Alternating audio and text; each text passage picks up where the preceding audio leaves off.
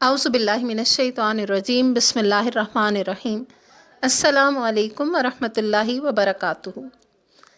عبداللہ بن مبارک ایک عظیم اسکالر اور ایک انتہائی متوازن مثالی شخصیت کے مالک تھے۔ آج میں آپ کو عبداللہ بن مبارک اور ان کے سفر کے ساتھیوں کا کچھ حال سناؤں گی۔ ابن مبارک کو حرم پاک کی زیارت کا انتہائی شوق تھا۔ ہر سال حج کے لیے تشریف لے جاتے۔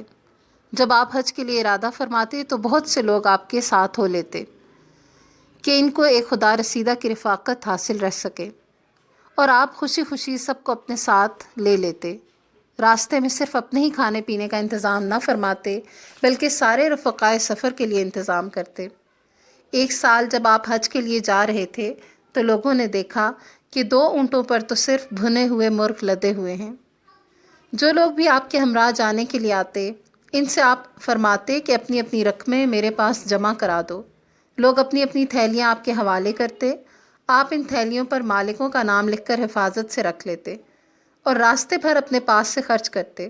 ساتھیوں کو اچھے سے اچھا کھلاتے، لوگوں کے آرام اور جذبات کا پورا خیال رکھتے اور ہر طرح کی سہولت پہنچانے کا اہتمام کرتے۔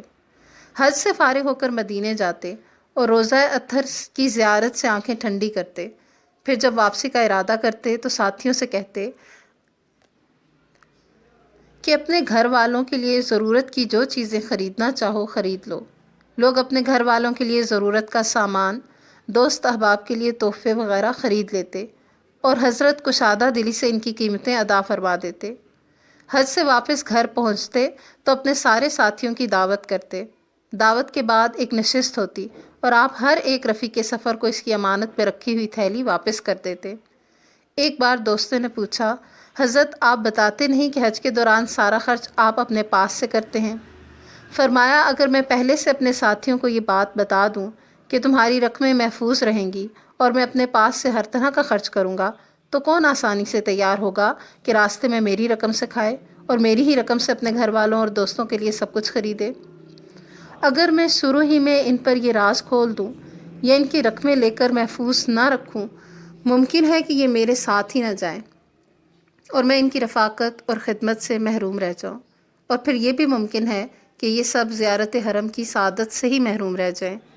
اس بہانے مجھے موقع مل جاتا ہے کہ میں اللہ اور رسول صلی اللہ علیہ وسلم کے مہمانوں کی کچھ تواضع کر لیتا ہوں اور اپنا مال خرچ کرنے کی سعادت پا لیتا ہوں۔ تم ہی بتاؤ، اپنا دل پسند مال خرچ کرنے کا مصرف اس سے بڑھ کر کیا ہوگا کہ آدمی اللہ اور اس کے رسول صلی اللہ علیہ وآلہ وسلم کے ان مہمانوں پر خرچ کرے جو اللہ اور رسول صلی اللہ علیہ وآلہ وسلم کے گھر کی زیارت کے لیے اپنے گھروں سے نکلے ہوں۔ جزاک اللہ خیر، والسلام علیکم ورحمۃ اللہ وبرکاتہ۔